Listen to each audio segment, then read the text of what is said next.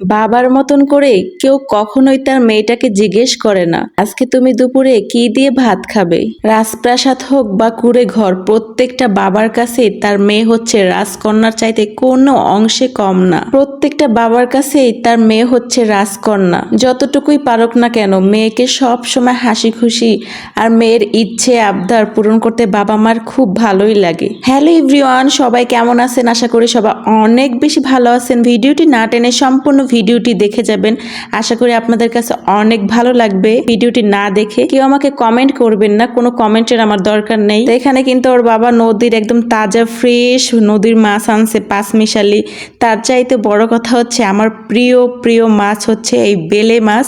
আমাদের এলাকায় আঞ্চলিক ভাষায় বলে বাইল্লা মাছ। চলেন আজকে রান্না করতে করতে আপনাদের সাথে আমাদের বাবা মেয়ের কিছু খুনসুটি শেয়ার করি। ছোটবেলা থেকেই দেখতাম আব্বু সব সময় আমাকে বাজারে যাওয়ার আগে জিজ্ঞেস করতো আজকে দুপুরে কি দিয়ে ভাত খাবা। তা আমি যখন যাই বলতাম তাই কিন্তু আব্বু আনতো।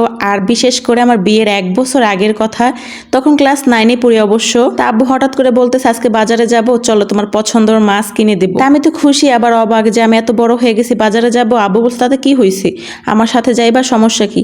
তা বাজারে গেলাম। বাজারে যাওয়ার পর তখন প্রায় 10টার মতো বাজে। তা বাজারে যাওয়ার পর ফার্স্টে আব্বু আমাকে মাছ বাজারে নিয়ে গেল। সেটা হচ্ছে আমাদের বাড়ির পাশেই শিবচর, এটা অনেকেই চিনে হয়তো। তারপরে যাওয়ার পর অনেক মাছ দেখলাম। তা আমি বললাম যে এখানে তো কোনো আমার পছন্দের মাছটাই নাই। তা আব্বু অনেক খোঁজাখুঁজি করার পর জিজ্ঞেস করলো যে আজকে কি বড় বাইল্লা মাছ উঠে নাই।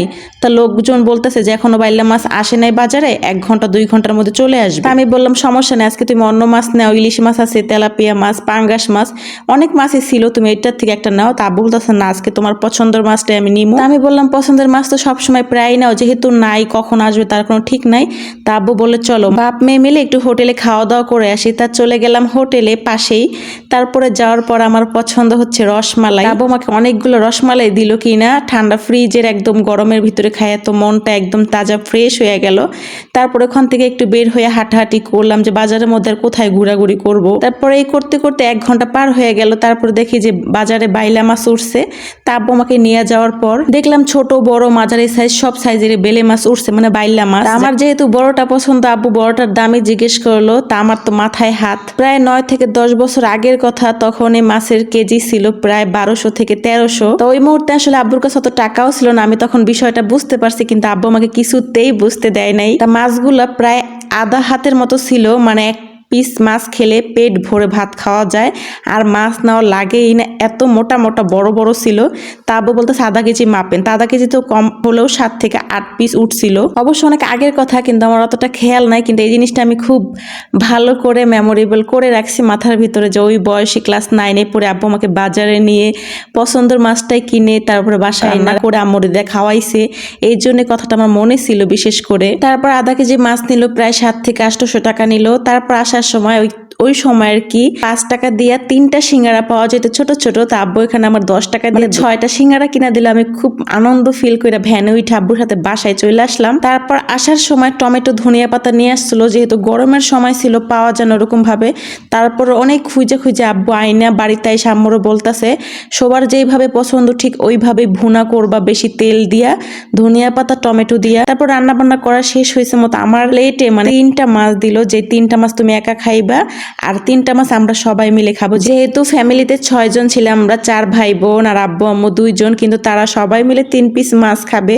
আর আমার পাতে 3 পিস মাছ উঠাই দিছে, এত বড় বড় মাছ। তারপর আমি বললাম যে আমি তো খেতে পারবো না এত মাছ। তারপর আম্মু বলতেছে ঠিক আছে যতটুকু খাইতে পারোস খা, তারপর রাত্রে খাইস, উঠাই রাখিস, সমস্যা নাই। তারপরও আমাকে একাই 3 পিস দিল। তখনকার সময় এই কথাগুলো মনে পড়লে চোখ দিয়ে অটোমেটিক পানি চলে আসে, বিশেষ করে বেলে মাছটা দেখলে।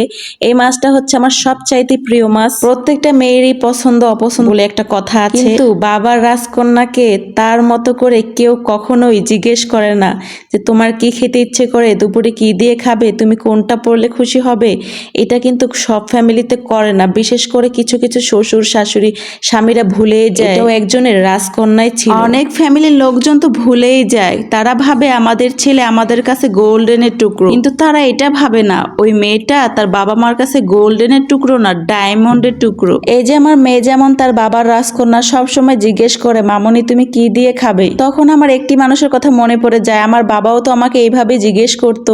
বিশেষ করে বেলে মাছটা দেখলে আব্বুকে খুব মিস করি, তাই গল্পটা আপনাদের সাথে শেয়ার না করে পারলাম না। গল্পটা আমার এখানেই শেষ, আর এই ফাঁকে কিন্তু আমার রান্না বান্না খাওয়া দাওয়া কমপ্লিট। প্রতিটা বাবার সাথে তার মেয়ের হাজারো গল্প জুড়ে রয়েছে স্মৃতি। আমার ভিডিওটি আপনাদের কাছে কেমন লাগলো অবশ্যই কমেন্ট করে জানাবেন। আজকের ভিডিওটা এখানেই শেষ করছি। সবাই অনেক ভালো থাকবেন। Thank you for watching. আল্লাহ হাফিজ।